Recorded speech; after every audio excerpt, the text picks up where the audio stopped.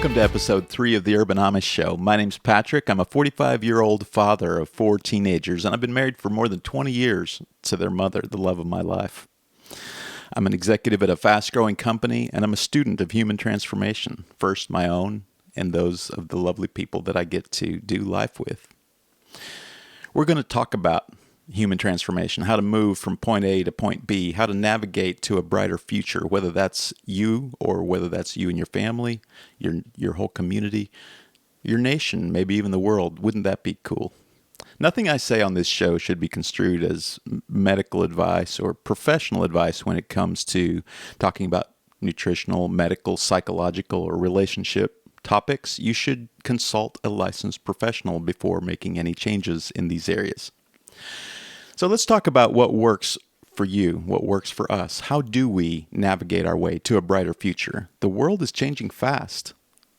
The stories that used to tie us together, that used to bind our hearts together, so to speak, and create the foundation for our Western culture, a lot of those stories are shaking and maybe have fallen, or at least we don't understand the ways in which they provide a foundation for our culture. And so our culture and our worldview is being shaken and tested in ways that never have before. We seem to be moving from one crisis to the other with breakneck speed. And we don't have the thing that grounds us, the thing that brings us peace, the thing that tells us what to do with our pain. We've lost a lot of those stories, or at least we've lost sight of them. I want to talk about that a little bit on the Urban Amish Show. I want to look at examples from the news, from pop culture. I want to talk about what we can learn about the patterns that are always true. What does that reveal to us about the nature of reality? How can we line ourselves up with what's true, what's always true, and what's highest and what's best? Those are the topics I'm interested in. One of the reasons for me to do this show was for me to overcome a fear of mine. I always felt like I had a lot of things to say, but the idea of actually going on to a microphone, a camera, and saying them and putting them out into the world, for some reason that filled me with dread. When I'm in a group of people, I'm happy to talk. But when I get on a mic, I start thinking about, this is always going to be out there. Who's going to see it? Who's going to critique it? What are they going to say? I won't be very good at this when I start. But that's the nature of starting things, isn't it? You're not very good at it. I suppose if I waited until I was good at it, I'd never start. So here's episode 3. I want to talk about President Zelensky from the beautiful country of Ukraine. Ukraine's being slaughtered, attacked by its dark, evil neighbor, much bigger, much more powerful. Russia and the Putin regime is pounding the crap out of Ukraine the last couple of weeks. From that has risen a beautiful story that I want to focus on, and I want to use this story to highlight a need in our own life and perhaps inspire you. Just like I'm facing my fears with this podcast, which is a pretty small thing all in all. We're all called to face our fears. The thing that I've discovered through my own journey is that the thing that I want the most in life, or the thing that I need the most in life, is going to be found precisely on the other side of the thing that I fear the most. The thing that I least want to look at, that's where I need to go to find what I most need in life. That has been true, if anything has been true. So when I see someone like Zelensky take a path that's different than we might expect, he didn't get the first ride out to some safe country. He said, we're going to stay here and fight. He told the Russians that when they come, you will see our faces, not our backs. Facing your fears, facing that dark neighbor, facing that more powerful enemy with our faces, not our backs. And so I want to talk a little bit about fear and what do we do with fear in our life? Because fear can really, fear is one of the things that holds us back in life to a greater degree than almost anything else. What would you do if you were not afraid? What would you say if you were not afraid? Would you be willing to fight the much larger evil army on your border? I'm talking in your own life, personally, psychologically, relationally. We all have that in our life. We have something, sometimes it's in our own heart. And frankly, it all starts there, right?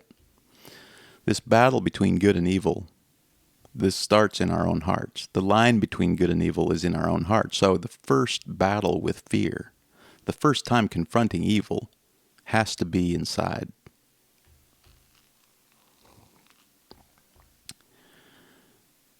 Are you someone who is familiar with what that enemy is? The evil on the evil side of the good and evil line in your own heart? Do you know what that looks like? Have you articulated that to yourself or to anyone else? For Zelensky, it's pretty easy to figure out what the enemy looks like. We've got satellite images. We can see where the troops are gathered. We know from Putin's essays and speeches, we know what motivates him. We know what his worldview is that motivates this slaughter.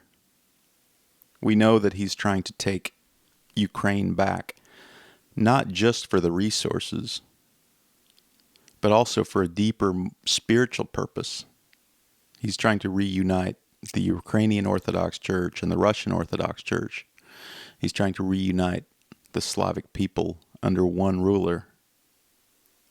And he's fundamentally trying to avoid a free people on his border. Just the proximity of freedom, truth, goodness, and beauty next to what's not true, good, and beautiful. Just the proximity is too great a threat for the enemy. And you'll notice that in your own heart, your own journey, you'll see that, I think, as you become more aware of what the enemy is. What are the lies? What is the worldview of the enemy? And that feels very familiar to yourself because there's a way in which that's part of you. And what is exactly you? It's not always really easy to tell, right? Because when I think about myself, it's like, well, I'm interested in fitness. I'd like to go to the pool this summer and take my shirt off and not feel like the Muffin Man with, jelly rolls, fat. I'd like to be lean and have a six-pack of abs, but I also really like pizza and beer and donuts and tacos. So which part of those two is me exactly? Is the me that likes to have a six-pack abs, or is the part of me that likes to have a six-pack of tacos and a six-pack of beer? Is that the me? Is that really me? Truth is, they're just different aspects of me, right? And that's true for you too. There's a line within your heart there where there's a true part of you, the part of you that's made in the image of God, the divine spark in you. And there's a false part of you. There's a fearful, cowering, false part of you that has its own narratives and its own goals and values that are at war with the values and goals that the truer part of you would articulate. So which part of you is you? That's one of the things I had to kind of face when I was at the bottom of my life in my 40s, early 40s, trying to put my life back together. It's like, well, what's true exactly? What do I want to prevail? What should repeat over and over in my life, and what should not? What's true, good, beautiful? As we wrestle with that line in our own heart, always trying to make sense of the world. We're taking in the stories that we see, the events that we see, and we're mapping it onto our existing worldview, and we're trying to infer where we should go, what we should do, how we should be. What's the proper response to these things? And I love and am inspired by leaders like Zelensky who, when they face the worst thing, they face it. They don't run away. That's the inspiration for us. When you face the worst thing in your heart, don't run away. Let that monster see your face and not your back. What does that mean exactly? What is the monster?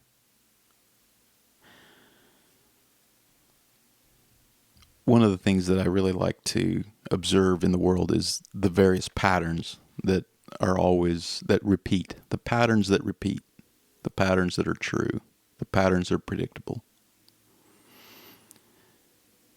And that's one pattern that I see play out over and over again is when you face your fears move behind you and they begin to motivate you. I'm not qualified to talk about scientific experiments in any depth, but there is a scientific experiment where an animal behaviorist, and I don't know who this was, but they measured the speed at which a hungry rat would find its way through a maze to get to a meal, to get to a reward. And they timed this rat, and they optimized the route. They optimized everything so that the rat could move towards the food in an efficient and explosive manner when they opened the gate and allowed him to. So he had his goal, he had his aim out there. He knew what he wanted, and he was using his senses to go get it. When they added a little whiff of cat odor back to the beginning of the maze, just as they released the rat, to go to find the meal, the combination of the desire for food and the fear motivating him, the fear behind him, pushing him forward, his fear of what could be if he didn't move fast enough. Those two motivations together produced more motive force to the goal than just the goal. What happens when we first become afraid? Fight or flight, right? We see something that threatens us, and immediately we tend to freeze or we run away. Those are the two basic impulses, fight or flight. And you can feel it. If you learn to sense what's going on in your body, you can feel those stress hormones coming on board. You can feel the cortisol rising and coursing through your veins. You'll start to feel what that feels like if you pay attention. The epinephrine, the adrenaline coming on board, you'll feel what that feels like. There's a real fear response, and that fear response can come from actually facing something in real life or just picturing what it would be like to face that thing in real life. When you describe it accurately to yourself and you don't run away, you have a chance at overcoming that fear, defeating that enemy. But the first step is to face it and to be honest about what you're facing, to describe it truthfully and fully, and to know that you can't slack off here. Battling this monster is going to be the battle of my lifetime. It's going to be the defining thing in my life. There's going to be a before this moment and an after this moment. And if you don't think that's what's happening in Zelensky's life right now, I mean, look, let's just look at this. Zelensky used to be a comedian, right? I don't think when he was a comedian that he thought that he would be leading the Ukrainian people through the fight of their life, fight for survival. What's the comedian? think about it, the comic, the joker, the fool. Now he's the king, so to speak. I'm not talking about the king in a, in terms of his actual political role, but I'm talking archetypally here. Moving from the joker to the king, starting out the fool and ending up the wise king, the good king. How does that happen? That doesn't just happen. And I don't know this Zelensky character, and I don't know his past, but I know that every good king has been at one point in his life the fool. That's a necessary journey to the good king, is to be willing to walk through that part of your journey where you're the fool.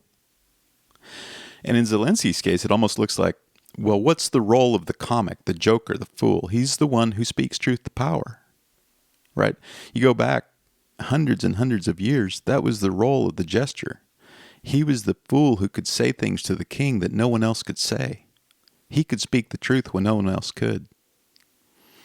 And that's what's happening, I think, is you have someone who's accustomed to speaking truth to power. He's accustomed to saying things that really can't be said. And he's gotten used to speaking the truth even when such speech is on the fringe of what's allowable. That's the role the joker's supposed to play. He got good at it. And now he's the good king, so to speak. I was inspired by that because when I look around and I see the way that that story, the story of Zelensky, grips us, it grips the whole world. I saw a meme the other day where somebody said that when they get up in the morning, their morning routine is get coffee, check on Zelensky, and then start their day, right? It's one of the, we want to know that the dude's okay. We want to know that he has outsmarted the Russians one more day and stayed alive. The good king. We're gripped by it. It's beautiful because when's the last time that we saw the archetypal good king on display in the world? When was the last leader when did we last see a leader who was selfless and brave and spoke the truth without mincing his words or without giving himself a back door to exit through? When have we last seen that? It beckons to us. That's what beauty does. It's something that's out there that beckons to us. And it inspires in us this vision that maybe we too can be the good king. And I want to spend a little time just inviting you personally. Are you the good king in your home? Does your family know that if something happens, the worst happens, that the enemy will see your face and not your back? That they will hear your truthful, courageous speech and not some stammering excuse? That's what I'm inspired by. The good king is one who lays down his life, if necessary, in the fight to defend that which is true, good, and beautiful.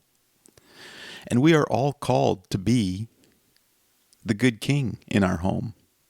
If you are, like me, a Christ follower, and this isn't something that you have to be a Christ follower to understand, but if you are a Christ follower, I would say to you, Christ was the ultimate good king. He was the ultimate example of the good king, the archetype. Laid down his life for his people. And in doing so, what did he gain? He gained everything. He's ruling forever,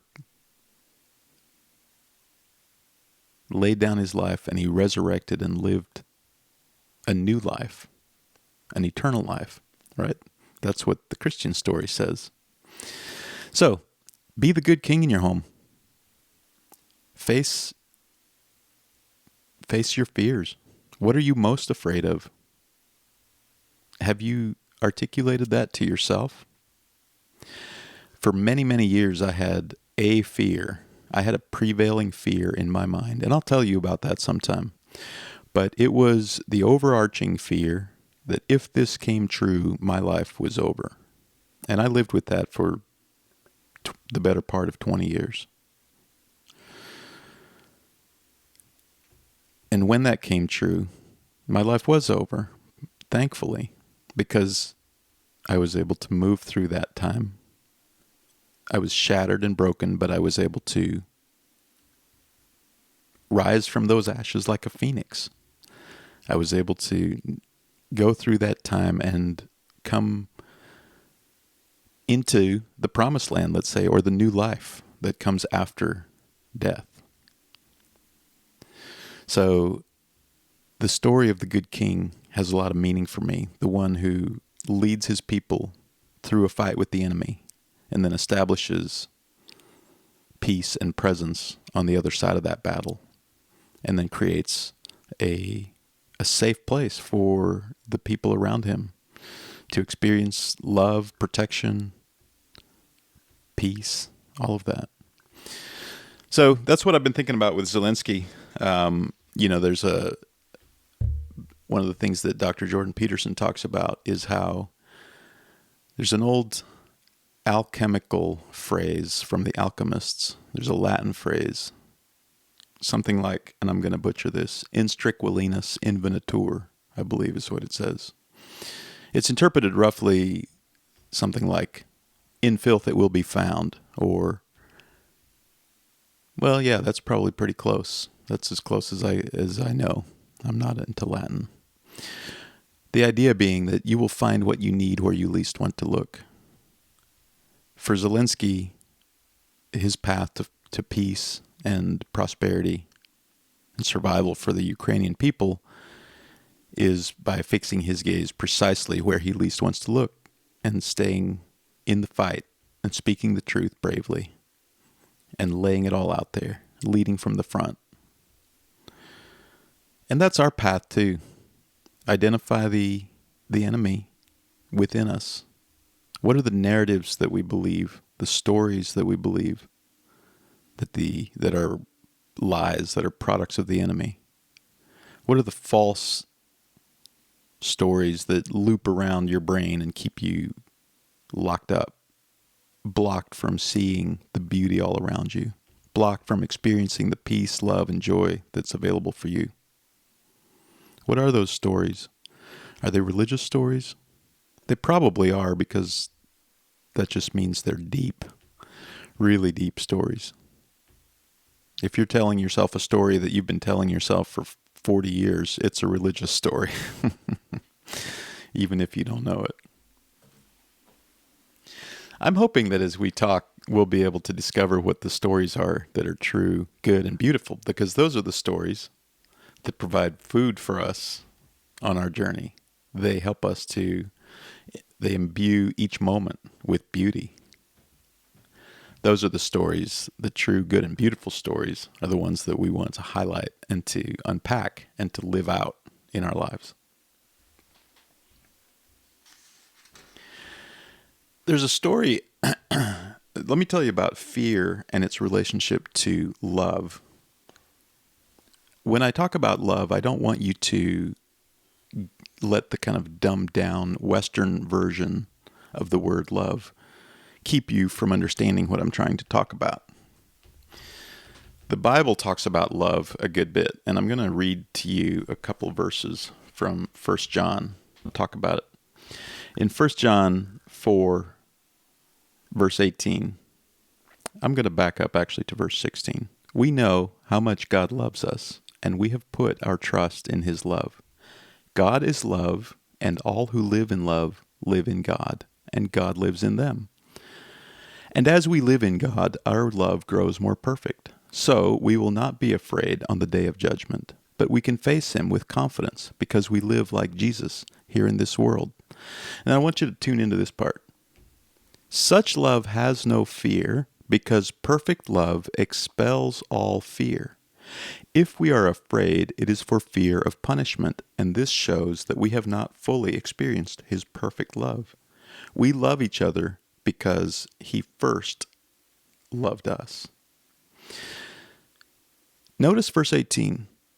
Perfect love expels all fear. goes on to say, if we experience fear, we have just not been perfected in love. So you see this relationship between fear and love. It's a relationship kind of like oil and water. They don't exist together in the same space. There's one is an energy over here on one side of the spectrum, and the other one is an energy over here on the other side of the spectrum. And to the extent that we have one energy predominant in our life, we're not experiencing the other energy. I believe that love is the highest value and the highest energy at work in the universe. And fear is the base level, that's the energy of the enemy, let's say. Love is the creative, truthful, generative kind of energy, and fear is the opposite of that. We won't wake up to the true nature of love and the way that it can change us until we address the fear, until we become aware that we are afraid. So, whatever you've got going on in your life this week, I wanted you to think a little bit about Zelensky and about facing your fears. Articulate to yourself what the thing is that you need to face. Use things like meditation and mindfulness and prayer to get quiet and notice what that thing is that is coming against you in your own mind, your own heart. The thing that kept me trapped for most of my life, kept me blocked from experiencing love, kept me blocked from experiencing the peace, beauty, goodness, transcendence in life, kept me blocked from experiencing the kind of marriage relationship and relationship with my kids that I always dreamed of. Those lies needed to become noticed first. I had to become aware that I was someone who was being influenced by these lies, that I was someone who could become captured by another story, that I could coalesce my identity around a truer and more beautiful story. I had to have the faith, the mustard seed of faith, to believe that that there was a mode of being available to me that did not include me living out those old patterns of destruction. But it all started with having to let go of the old narrative, let go of what I was telling myself about myself and my relationship with God, my relationship with myself, all of that. I had to let go of the lies. So I hope to inspire you to look for those pieces of evidence in your life that love indeed is working. Look for that evidence, and when you find it, use gratitude to tap into that. Be grateful for that little example of love, and let it start to shift the narrative in your heart. Whatever the fears are, whether that's a problem in your marriage, whether that's a problem in your career or relationship with your kids, whatever it is, you get trapped and locked into a certain way of thinking about it, a certain story you tell yourself about that problem. I believe you can also step back from it and get curious about what you're not yet seeing. Where is the evidence of truth, goodness, and beauty? What do I pay attention to? What do I focus on? And then what is the enemy? What is the fear exactly? Articulate that. And then once you've articulated, you can let go of it. You know, the Bible talks about this process of confession leading to repentance. And those words can be kind of brittle for those of us who grew up in the, maybe in a hyper-religious context that, like I did. But confession is nothing more than speaking out the truth about who you've been. It's like, that's pretty helpful, actually. We tend to not do that. We barely know who we are. We barely know who we've been. Confession, speaking the truth about my story, about what values I've been implementing in my life and living out. And well, first of all, you've got to say that so you can notice it your own self, right? So that if it's not working out well, if your patterns in your life aren't producing what you want in life, then let's become cognizant of what those patterns are. Let's establish a relationship with a goal, a dream, an ideal of some kind. And let's move towards that. We have to be careful because we're blind and, we're prone to self-deception. We're prone to think that there's a pattern when there's not one. There's a lot of things that can skew our view of things. But I believe if we carefully speak the truth and we humbly listen to each other and we humbly get together and speak and listen and communicate and hold space to hear each other and see each other, really see each other, I believe we can navigate to a brighter future. I think that the path to where we want to go as a country and where we want to go as a people and you as an individual, it doesn't start from voting for the right person at the top. It starts from becoming the right person from the bottom up, inside of you. Once you put your own life together, you'll be in a position to heal your family, to bring healing to your community and to your town, and then to your state and to your country and to the world. It's a bottom-up process. We are facing a wildly different future than anything that's been in the past. The technological revolution that we are in the midst of means the future is going to be different in a way that we can't imagine. That means that the things that we've learned about the past will be insufficient for guiding us. There's value there. We must gain that value. We must mine that gold. We have to speak the truth about that too. But in order to adapt, advance, survive, and thrive, and create a more peaceful, harmonious, just society in our families, our communities, our societies, in the world, we're going to have to speak the truth. We're going to have to discover answers that we've not yet discovered. So I would encourage you to speak the truth, to speak the truth first to yourself. That's the hardest one. It's like once you've started speaking the truth to yourself and you've started sitting with that, it gets a little easier. But then you start negotiating with reality by speaking the truth to it and about what you observe and about what's going on inside of you, and be humble. You don't know exactly what the truth is, but if you're humble and you're careful, you can stumble forward towards something better than what you have today. That's been my experience. As we go forward into this next week, we're heading into spring break here in Tennessee. I don't know if spring break hits at the same time that where you're at, but we're going to be spending a week together with the family. We're reuniting with our oldest daughter who's up in New York. So excited to see her after a couple months. We're getting ready to leave here in a couple hours and I need to finish packing. So I'm going to get going. I am going to reach behind me on this bookshelf and choose something to read on spring break. I'm curious what you guys are reading. What book has your attention? I've got, let me look to see what it might be this week.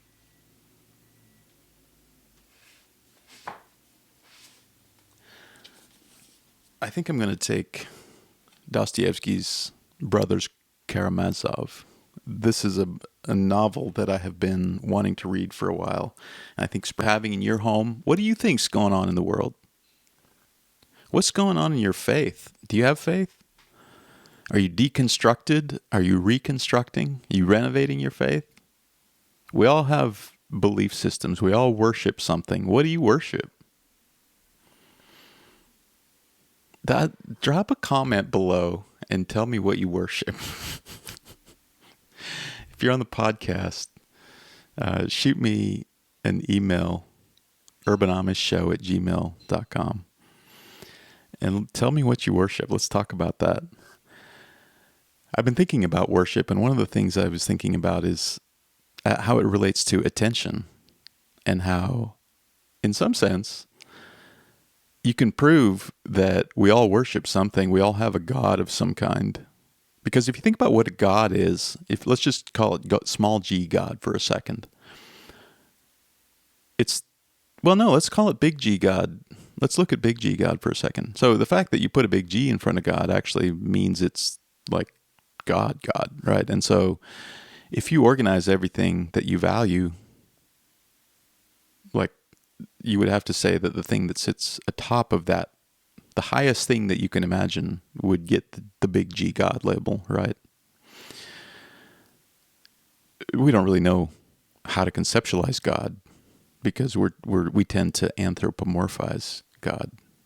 We tend to try to create human form for God and picture God as a human in human form, which is extraordinarily limiting. And the fact that we're trying to use words to describe God is also extraordinarily limiting. But nonetheless, you like some things better than others. I do too.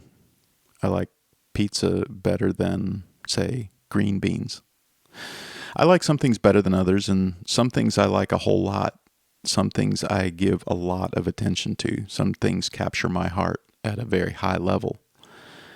The things that I love the most, the things that capture my heart the most at the very highest level, you might say those are the things that I worship. Those are the things that I attend to the most. Those are the things that capture my attention the most. That's the default place where when my attention is not captured by something immediate, survival, or navigating something pressing, where does my attention go? What's the default that my attention kind of snaps back to? What are the thought patterns that I go to in stress? What are the thought patterns I go to in happiness and peace and joy, pleasure? Where do I go in my thought patterns? What's the default thing that I lift highest above all the others? That's God. Now, a lot of times you might say, well, I believe in God, I worship God, but I would challenge you, before you give me that simple answer, to really be honest with yourself and think, do you really though? Do you even have a conceptualization of God that allows you to attend to that idea in sufficient manner that you might actually say that you worship it? I don't know. This is a challenge for me too. So maybe instead of what do you worship, maybe the question is, what do you value? What do you value most? I would say for Americans, I mean, we're very much, obviously, hey, this is a Christian nation and all that, but I would say no, if we've been a Christian nation, and I'm not arguing that either way, but we're a post-Christian nation now. I would say just the decline in religion in the last 2 or 3 years through the pandemic. We're in a post-Christian space, but we are not in a post-spiritual place. I would say we're actually in a postmodern place. I would say that the death of God has already given rise to a new kind of spirituality, at least a new looking for something transcendent, something to worship, something to hold high. So I think that's where we find ourselves. Science and modernity has left us empty, bereft of meaning. It has not kept its promises to us. It's made us unbelievably powerful, and it's given us some really good coffee and cool Japanese denim and high technology and weapons unlike any that we've ever seen before. But it hasn't solved our meaning crisis. It hasn't given us something transcendent to believe in. It's kind of done the opposite. So this week, pay attention to what it is that you worship. Pay attention to what has captured your heart. Are you worshiping at the altar of fear? Are you gripped by fear? Is the first thing that you look at when you look out at the world how bad things are and where things are headed? I would challenge you to say that you are not perhaps worshiping what you think you are, if that's your default position. What does it look like to worship the highest thing you can conceptualize, the big G God, the highest and best? The fact that you would begin to describe the highest and best means that you have an inherent value system against which to measure that. What is that value structure? Have you made that clear to yourself? It's good to know those things. It's especially good to know those things when your life goes through the valley of the shadow of death. It's really good to know your value system when you wake up and the Russians are at the door. It's good to know what's true. It's good to know where you stand. It's good to know that you've dealt with your fears in a way that's true and honest, and that you can be hopeful about the future even if you die. Even if pursuing this dragon is going to kill you, you're going to face it because you're not afraid. Speaking to you as someone who has gone through this journey, at least at one level, and I don't suppose that I'm done going through this journey, but I am here to tell you that that hero's journey, that journey from the Joker to the King, is a journey that we all have to go on at some level. It's a spiritual journey. We need to be born again into a new kind of humanity. There are different systems and different claims around which value set you should organize your life. When you reorganize your life, when you rebirth, when you have a new birth, I encourage you to organize your life around the highest good, around the highest love, the highest truth, good, and beauty that you can imagine. Actually, a higher truth, goodness, and beauty than you can imagine. A truth, goodness, and beauty that lies at the base of our collective imaginations. Right. It's found in the wisdom literature that is at the base of our culture. These stories. Let's take a fresh look at them together, too. We can talk about the stories that are going on in this world, but let's also talk about the ancient stories that are at the base of our culture, and what do we share there? How do those organize our worldview? How do they organize our sense of well-being, frankly? Where are we? What story are you embedded in? When you look out at the world and it's fast changing and you see the polarization that's come about as a result of the pandemic and all of that, and now you see much of the world uniting around Zelensky and Ukraine against Russia, you see things changing so quickly. Nuclear war is a constant threat. There's reports of increased loneliness, increased crime, increased sickness, suicide, prescription drugs. It's clear that our society is not well adapted to where we find ourselves. We don't know what to do with the tools and resources and everything else that we have at our fingertips. We don't know how to use them to make ourselves healthy and happy and well-adjusted and peaceful. I think we can discover how to use the tools around us in that way. But I think we need to get aligned on what's true. Get aligned, find out the patterns that are always true, the highest patterns, and align ourselves with that. If we do that, we can move forward into a brighter, how to deal with the challenges of today in a way that makes tomorrow more hopeful. So, thank you for sharing this time with me. Please like, comment, subscribe, and share this podcast. I would love if more people would get to hear it. And one of the best things you can do to make that happen is to comment on YouTube, share it in your social media, or wherever you get your podcasts, if you would leave a review, hopefully a 5-star review and a kind comment, or a critical one. That's cool too. All right. Good to be with you all. Have a peaceful week.